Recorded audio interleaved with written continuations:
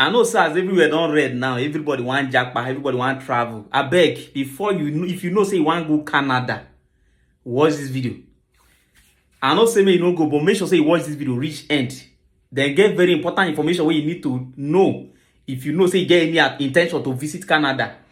Then for those of you where get people where they plan to go, or maybe they don't apply for visa, I beg, make sure say they see this video. Watch the video, make share and make them feel see them. It is very, very important. At the come. Yeah, hello ladies and gentlemen, we're right here at the shelter in Mississauga, and all right, this is exactly the spot where a young man from Nigeria died last week Wednesday. Now you see the tent they were living in, you know, you can see it all the way down there, you know, and you just begin to imagine how are people expected to survive in this horrible condition with the current state of the weather. You know, with the cold out here, I can tell you, we can't even, some of us can't even stand 30 minutes outside of this cold. But yet, human beings like you and I are living on these tents in these horrible conditions. I think it's about time that the African community come together and make our voices heard about this situation. It's about time. I'm here. Mike, put your foot. Yes, this is unfortunately, Pastor O.J. Agobo. Yes, can you say something, man of God? Yes. Unfortunately, it's disheartening to see human being living under this condition. This is what we'll be advocating for since the summer. And the unfortunate incident will try to prevent it happen, that somebody lost his life out here. And now we're calling on the federal government to facilitate the process. They did make a commitment to release some funding to assist the province to provide temporary accommodation for these individuals. And we don't know what has been done till now. We will be following up with the federal government, with the provincial government, and the city mayors to see what has been done, what is being done to address this situation. This is un-Canadian. This is inhumane. This is unacceptable for human beings.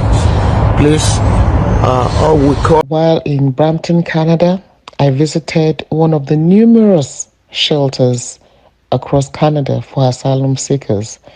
This is just one of the many in Brampton. And here we met with some of the asylum seekers here, young, vibrant Nigerians. We counsel them and we give them some items.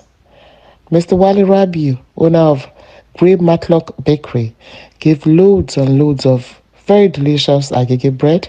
Pastor Vivian, who runs a food bank, goes regularly to give them free food. And we counsel them, and hopefully we pray and hope that they will get out of this situation. It really is not quite a pleasant sight to behold. And we thank the Nigerians who have been supporting them. We thank you for the stuff that you do for us and the main improvement you do for us. We appreciate it, thanks. And we just got good news to our brothers. We've been working behind the scenes, though we're not on camera all the time, but that's fine. My name is Pastor Vivian Etuka. I'm the founder of Better Food Bank. And by virtue, I had a meeting yesterday with the appeal board. The appeal was they were doing the budget, and Mayor Brown has promised us that by next week, fingers and toes crossed, we should have about 800 beds that will become available, so they will be able to be sitting somewhere else. So, I know there are so many travel routes through which you can get to Canada, right?